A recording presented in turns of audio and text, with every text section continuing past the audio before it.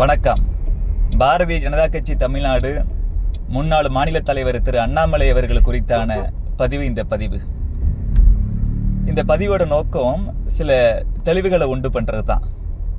அதிலும் குறிப்பாக பாரதிய ஜனதா கட்சி முன்னாள் மாநில தலைவர் திரு அண்ணாமலை அவர்களின் ஆதரவாளர்கள் கொஞ்சம் கூட வருத்தப்படக்கூடாதுங்கிறதுக்காக தான் இந்த உண்மையை எடுத்துரைக்கக்கூடிய பதிவு இது. பாரதிய ஜனதா கட்சி ஒரு வித்தியாசமான கட்சி. BJP is party with A difference சொல்லுவோம். இங்க ஒரு தலைவர் 3 ஆண்டுகள் முக்கியமான பொறுப்புல இருப்பாரு. அடுத்த 3 ஆண்டுகள் கழிச்சு பார்த்தோம் அப்படின்னா இன்னொரு பொறுப்புக்கு போயிடுவாங்க, இல்ல பொறுப்பே கூட இல்லாம இருப்பாங்க. தேசிய லெவல்லையும் அப்படித்தான், மாநில லெவல்லையும் அப்படித்தான், மாவட்ட லெவல்லையும் அப்படித்தான், மண்டல லெவல்லையும் அப்படித்தான், வட்ட அளவுலையும் அப்படித்தான். இப்படிதான் இருக்கும். தலைவர்கள் 3 ஆண்டுகள் நம்ம ரொம்ப மதிக்கப்படக்கூடிய, மக்களால் மதிக்கப்படக்கூடிய, இல்லை எதிர்கட்சிகளால் மதிக்கப்படக்கூடிய ஒரு பொறுப்புல இருந்தோம்.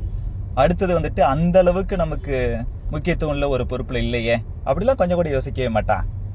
ஏன்னா இங்க எல்லாருமே தங்களை தலைவர்கள் நினைச்சுக்கிறத விடவும் கூட பாரத மாதாவோட தொண்டர்கள் நினைச்சுக்கிட்டு இந்த பொறுப்பு என்பது இந்த நாட்டு மக்களுக்காகவும் நாட்டுக்காகவும் சில பணிகளை ஆற்றுவதற்காகத்தான் அப்படிங்கிற உண்மையை புரிஞ்சுக்கிட்டு பணியாற்றக்கூடிய தலைவர்கள். அதனாலதான் பொறுப்பை பெருசா மதிக்கிறது இல்லை, பெருசா எடுத்துக்கிறது இல்லை. அதான் உண்மை. அது மேல ஒன்றும் பெருசா அவங்களுக்கு பற்று இருக்கிறது இல்லை. அதிலும் குறிப்பா தலைவர் அண்ணாமலை அவர்கள் இருக்கிறாரு, அவங்களோட ஸ்பீச்சஸ் எல்லாம் நீங்க தனிப்பட்ட முறையில பேசும்போதும் சரி, கூட்டங்கள்ல பேசும்போதும் சரி, இன்டர்வியூஸ்ல பேசும்போதும் சரி, நீங்க கவனிச்சிருக்கலாம். வாழ்க்கையை ரொம்ப தத்துவ ரீதியா அணுகக்கூடியவர் அவர். எதையுமே பெருசா எடுத்துக்கிற ஆள் கிடையாது. ஒரு இந்த கர்ம யோகம்னு சொல்லமுல்ல, நம்ம செய்யக்கூடிய பணிகள் தான் முக்கியம் ஒழிய மற்றபடி இந்த பேரு புகழ் இதெல்லாம் பெரிய விஷயம் இல்லை. எல்லாம் தானா நடக்கும், நடக்க வேண்டியது நடக்கும், நடக்க வேண்டியது தான் நடக்கும். அப்படி தத்துவ ரீதியா வாழ்க்கையை அணுகக்கூடிய ஒரு ஆளுமை அவர். அவரு போய் பொறுப்பெல்லாம் பெருசா எடுத்துக்க மாட்டார். ஆனா இன்னைக்கு பாருங்க, அண்ணாமலை அவர்கள் தேர்தல் பொறுப்பிலிருந்து விலகிவிட்டார். அவருக்கு அதிருப்தி. தமிழக தலைவராக இருந்த என்ன, 234 தொகுதிக்கும் தலைவராக இருந்த என்ன, வெறும் 6 தொகுதிக்கு மட்டும் பொறுப்பாளரை போட்ட எப்படி? மதுராந்தக கூட்டத்தில் அவருக்கு அந்த அளவுக்கு முக்கியத்துவம் கொடுக்கப்படல. கட்சியில அவரை புறக்கணிக்கிறாங்க. இப்படிலாம் இல்லாத பொல்லாதெல்லாம் பேசி மீடியாவில் எக்கச்சக்கமா வருது. அதெல்லாம் கொஞ்சம் கூட உண்மை கிடையாதுங்க. நாங்க உள்ள இருந்து பாக்குறோம். அதுவும் குறிப்பா தலைவர் அண்ணாமலை அவர்கள் எப்படிப்பட்ட ஆளுமைன்னு சொல்லி இந்த கட்சியில இருக்கக்கூடிய எல்லாருக்குமே நல்லா தெரியும். உண்மையாவே அவங்க அப்பாவுக்கு கிட்னி ப்ராப்ளம், டயாலிசிஸ் பண்றாங்க. அதனால இப்ப பல்வேறு இடத்துக்கு இந்த காலகட்டத்துல இப்ப தேர்தல் நெருங்கிடுச்சு அப்படின்னா கட்சி தேர்தல் பணிகள் என்ன சொல்லுதோ அதை செய்யத்தான் போறாரு தலைவர். அவரே சொல்லிட்டார். அதே போல தேர்தலில் நிப்பீங்களான்னு கேட்கும்போது கட்சி என்ன சொல்லுதோ அதை நான் கேட்க போறேன்னு கிளியரா சொல்லிட்டார். அதுக்கப்புறமே வேணும்னே இவங்க என்ன சொல்றாங்க அப்படின்னா, அதிருப்தியின் காரணமாகத்தான் இவர் தேர்தல் பொறுப்பிலிருந்து விலகிட்டார். முதல்ல இந்த பொறுப்பை தெரிஞ்சுக்கணுங்க. 234 தொகுதியையும் கட்சியில் உள்ள முக்கியமான தலைவர்களுக்கு கட்சி பிரிச்சு கொடுத்து அந்த ஒவ்வொரு தொகுதியிலையும் நீங்க குறைந்தபட்சம் 2 நாள் போயிட்டு வேலை பார்க்கணும். ஒரு நாள் போனீங்கன்னா டே டைம்ல மட்டும் வேலை பார்த்துட்டு வந்துடுறது இல்லை. 24 ஹவர்ஸ் அங்க நீங்க தொடர்ந்து இருக்கணும். 24 ஹவர்ஸ் இருக்கணும். அப்ப என்ன அர்த்தம்? நைட்டும் அங்க ஸ்டே பண்ணணும். இங்க இவங்க அப்பாவுக்கு உடம்பு சரியில்லை, டயாலிசிஸ் பண்ணணும். இப்போ இந்த தேர்தல் பணி அப்படின்னா டே டைம்லாம் பண்ணிட்டு ஈவினிங் இல்லை நைட்டோ கிளம்பி வீட்டுக்கு வந்துடலாம். அப்பா கூட இருக்கும்போது அந்த மாரல் சப்போர்ட் எவ்வளோ முக்கியம், அப்படி இருக்கலாம். இந்த பணியை பொறுத்தளவு ஒரு தொகுதிக்கு குறைந்தபட்சம் 2 நாள், குறைந்தபட்சம் 2 நாள்னா அந்த 2 நாளோட முடிக்கிறது இல்லை, இன்னும் கூட அங்கே இருக்க வேண்டிய சூழ்நிலை வரலாம். குறைந்தபட்சம் 2 நாளுங்கும் போது இப்போ 6 தொகுதிக்கு 12 நாள் ஆகுதுல்ல. 12 நாளும் 24 ஹவர்ஸ்னு ஒவ்வொரு நாளும் அங்கே தங்க வேண்டிய கட்டாயம் வருது. இப்போ வீட்டில் அப்பாவுக்கு மாரல் சப்போர்ட் கொடுக்க முடியாது. என்ன தான் மெடிசன் கொடுத்தாலும் கூட ஒரு மகன் இருக்கும்போது இது எவ்வளவு சந்தோஷமா இருக்கும், மனசுக்கு எவ்வளவு தெம்பா இருக்கும். அதனால இந்த பணியிலேருந்து மட்டும் நான் என்னை விடுவிச்சுக்கிறேன் அப்படின்னு தலைமையோட பர்மிஷனோட எல்லாத்தையும் பேசி அப்படித்தான் முடிவெடுத்தார். இதான் சாக்குன்னு சொல்லி என்னமோ ஒரு எல்லா பணியிலிருந்தும் தலைவர் அண்ணாமலை அவர்கள் விலகி விட்டாருங்கிற மாதிரி அவதூறு பரப்புறாங்க. இப்படி அவதூறு பரப்புற ஆட்கள் யாருன்னு பார்த்தோம்னா திமுக அண்ட் கோ. அவங்களை பொறுத்தளவு தேசிய ஜனநாயக கூட்டணி பாரதிய ஜனதா கட்சி, அதிமுக, அன்புமணி ராமதாஸ் அவர்களுடைய பாமக, ஜி.கே. வாசன் அவர்களுடைய தமாக, தினகரனோட அமமுக, இதெல்லாம் வராது. அதிமுக தலைமையில இந்த தேசிய ஜனநாயக கூட்டணி ஒரு வலுவான கூட்டணியா அமையாதுன்னு உறுதியா நம்பினாங்க. அமைஞ்சிடுச்சு. ஆக நம்ம தோக்க போறோம்னு தெரிஞ்சு போச்சு. அந்த பயத்துல என்ன சொல்றாங்கன்னா, அடுத்தது எப்படி ஆட்டத்தை கலைச்சு விடலாம்.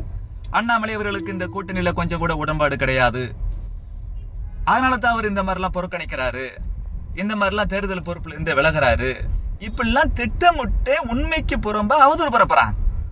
தலைவர் அண்ணாமலை அவர்கள் கிளியரா பேசிட்டார்.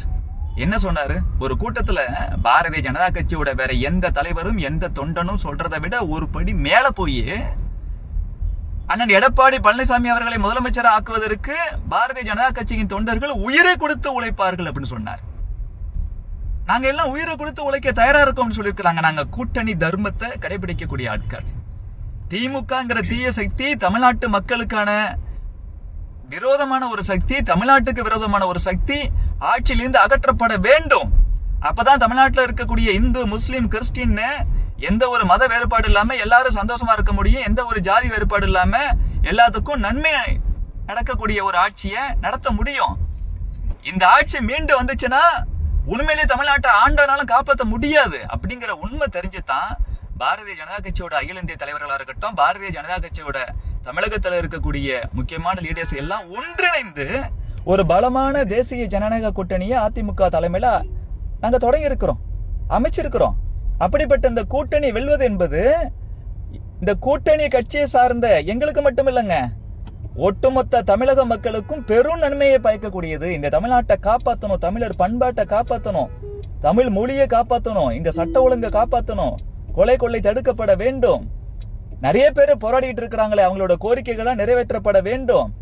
படித்த மாணவர்கள், இளைஞர்களுக்கு வேலைவாய்ப்பு கிடைக்கணும், ஒரு ஊழலற்ற நேர்மையான அரசாங்கம் நடக்கணும். இப்படிலாம் வேணும் அப்படின்னா திமுக தலைமையில் இருக்கக்கூடிய இந்த கூட்டணி தோற்கடிக்கப்பட வேண்டும் என்பதற்காகத்தான் எல்லாரும் ஒரே கருத்தோட ஒன்று சேர்ந்து தேசிய ஜனநாயக கூட்டணி ஆரம்பிச்சிருக்கிறோம். இந்த கூட்டணி ஜெயிக்கணும்னு சொல்லி அண்ணன் நயினார் நாகேந்திரன் அவர்கள், அண்ணன் அண்ணாமலை அவர்கள், அண்ணன் முருகன் அவர்கள், தலைவர் ஹெச் ராஜா அவர்கள், அக்கா வானதி சீனிவாசன் அவர்கள், அக்கா டாக்டர் தமிழிசை சவுந்தரராஜன் அவர்கள் உள்ளிட்ட தலைவர்கள், நிர்வாகிகள், தொண்டர்கள் எல்லாருமே நாங்க அரும்பாடுபட்டுக்கிட்டு இருக்கிறோம். அப்படி இருக்கும்போது இந்த தீய சக்தி திமுக என்ன பண்றாங்கன்னா, எப்படியாச்சும் அதுல ஒரு குழப்பத்தை உண்டு பண்ணணுங்கிறதுக்காக இந்த மாதிரி கிளப்பி விடுறாங்க. எதுக்கு எடுத்தாலும் வந்துட்டு அதிமுக முன்னிலைப்படுத்தாம சும்மா பாஜக அன்கோன்னு சொல்லி இந்த விஜய் வேற ஏதாச்சும் இடையில கிளப்பி விடுறது. எதுக்கு பாஜகன்னு சொன்னோம்னா இந்த முஸ்லீம் கிறிஸ்டின்ஸ் ஓட்டுலாம் நமக்கு வந்துடும் சொல்லி அதே திமுக மாடலை இவங்களும் ஃபாலோ பண்றது. அதனால தான் நான் அடிக்கடி சொல்றேன், டிவிகேவும் டிஎம்கேவும் வேற வேற இல்ல, ஒரே ஐடியாலஜி உள்ள ஒரே கட்சிகள் தான். ரெண்டுமே ஒரே கட்சி தான், பேருக்கு தான் டிவிகே டிஎம்கே.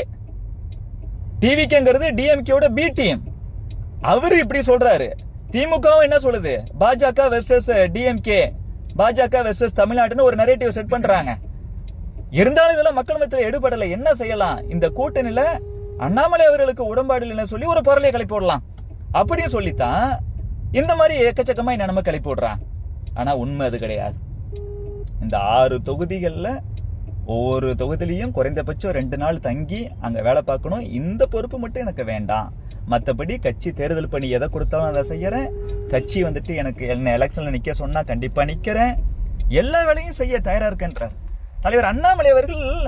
ரொம்ப தெளிவா பலமுறை சொல்லியிருக்கிறார். நான் பாரதிய ஜனதா கட்சிக்கு வந்ததுக்கு காரணம் ஒப்பற்ற உலக தலைவர் நரேந்திர மோடி அவர்கள்.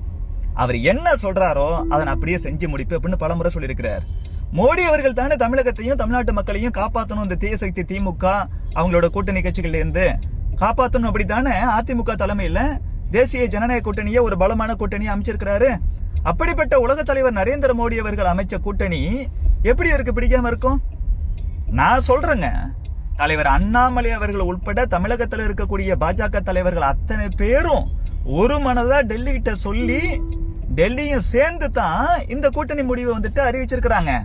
நாங்க எல்லாம் ஒற்றுமை தான் இருக்கிறோம். அதிமுக இருக்கக்கூடிய நிர்வாகிகள், தொண்டர்கள், பிஜேபியில இருக்கக்கூடிய தலைவர்கள், நிர்வாகிகள், தொண்டர்கள், மற்ற கூட்டணி கட்சியில எங்க கூட்டணி கட்சியில இருக்கக்கூடிய மற்ற கட்சியினர், அந்த தொண்டர்கள் எல்லாருமே நாங்க அண்ணன் தம்பியா, மாம மச்சானா அவ்வளவு வந்துட்டு நெருக்கமா இருக்கிறோம், ஒத்த கருத்தோட இருக்கிறோம். தலைவர் அண்ணாமலை அவர்கள் இன்னும் வீரியமாக இருக்கிறார். இந்த கூட்டணி வெற்றி பெற வேண்டும். அண்ணன் எடப்பாடி பழனிசாமி அவர்கள் முதலமைச்சர் ஆக வேண்டும். எதற்காக?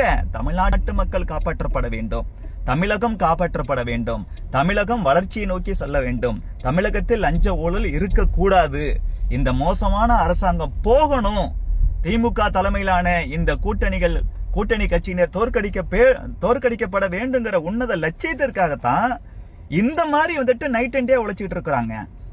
அப்படியெல்லாம் பாஜக தலைவர்கள் உழைச்சிக்கிட்டு இருக்கும் போது தலைவர் அண்ணாமலை அவர்களும் எல்லோரை போலவே மிகச்சிறப்பாக உழைத்து கொண்டிருக்கும் பொழுது அவருக்கு திருப்தி இல்லை, அவருக்கு அதிருப்தி, அவங்கள ஓரங்கட்டுறாங்க, கார்னர் பண்றாங்க, முக்கியத்துவம் கொடுக்கல, வெறும் 6 தொகுதியான அவர் அதிருப்தியில் இருக்கிறாரு அப்படின்னு சொல்றதெல்லாம் பொய் பொய் பொய்.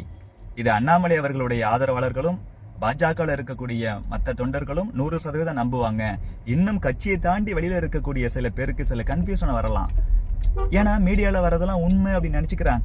இன்னைக்கு அன்பார்ச்சுனேட்லி மீடியால வரக்கூடிய சில விஷயங்கள் உண்மைக்கு புறம்பா இருக்கு. எனக்கு நல்லா ஞாபகம் இருக்கு, 2014 தேர்தல்ல ஐயா இலகணேசன் அவர்கள் என்னை பக்கத்துல கூட்டு நிக்க வச்சுக்கிட்டு ஒரு டிவிக்கு வந்துட்டு பேட்டி கொடுத்தார்.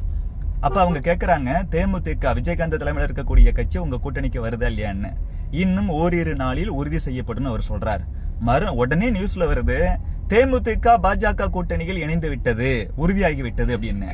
உடனே இலகணேசன் ஐயா கேட்கிறாரு, என்னப்பா இப்படி நியூஸ் போறீங்களே அப்படின்னு. நீங்க சொன்ன மாதிரி நியூஸ் போட்டு அது இன்ட்ரெஸ்டிங்கா இருக்காது சார், கொஞ்சம் வித்தியாசமா இருக்கணும்ல, ஒரு பரபரப்பா இருக்கணும்ல, அதுக்காக தான் அப்படி போட்டோன்னு சிரிச்சிட்டே சொல்றாங்க. இப்படி மீடியால வரக்கூடிய சில செய்திகள் உண்மைக்கு புறம்பா இருக்குது.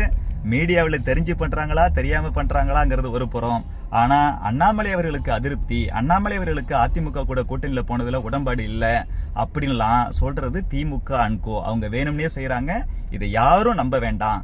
தலைவர் அண்ணாமலை அவர்கள் எப்படி இந்த கூட்டணி வெற்றி பெற வேண்டும் என்பதற்காக அல்லும் பகலும் அயராது பாடுபட்டு கொண்டிருக்கிறாரோ அதே போலத்தான் பாரதிய ஜனதா கட்சியின் தொண்டர்கள் ஒவ்வொருவரும் அயராது பாடுபட வேண்டும்.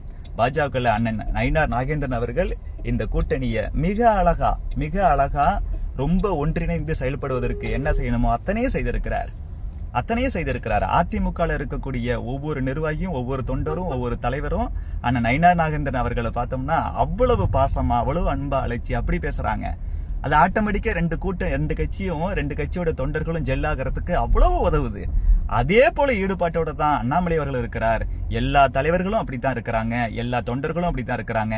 தமிழகத்துல இருக்கக்கூடிய மற்ற எல்லா மக்களும், பொதுமக்களும், குறிப்பாக மாணவர்களும், இளைஞர்களும், பெண்களும் இந்த தீய சக்தி திமுக ஆட்சியை விட்டு அகற்றப்பட வேண்டும் என்பதற்காக நீங்க எல்லாரும் சினிமா கவர்ச்சியை நம்பாம திமுக எதுக்கு எடுத்தாலும் பாஜக மதவாதம், நார்த் இந்தியா, இந்தி, சமஸ்கிருதம் இப்படிலாம் வந்துட்டு ஒரு பூச்சாண்டி காமிக்குமே, அதெல்லாம் நம்பாம தமிழகத்துல ஒரு நேர்மையான, ஊழலற்ற, வளர்ச்சி சார்ந்த, ஜாதி மத வித்தியாசம் பார்க்காம எல்லாரையும் சமமாக பாவிக்கக்கூடிய ஒரு நல்ல ஆட்சி அமையணும்னு சொல்லி அதிமுக தலைமையில் இருக்கக்கூடிய பாஜகவும் அங்கம் வகிக்கக்கூடிய தேசிய ஜனநாயக கூட்டணியின் வேட்பாளர்களுக்கு தான் நீங்க ஓட்டு போட வேண்டும் என அன்போடு கேட்டுக்கொள்கிறேன். நன்றி.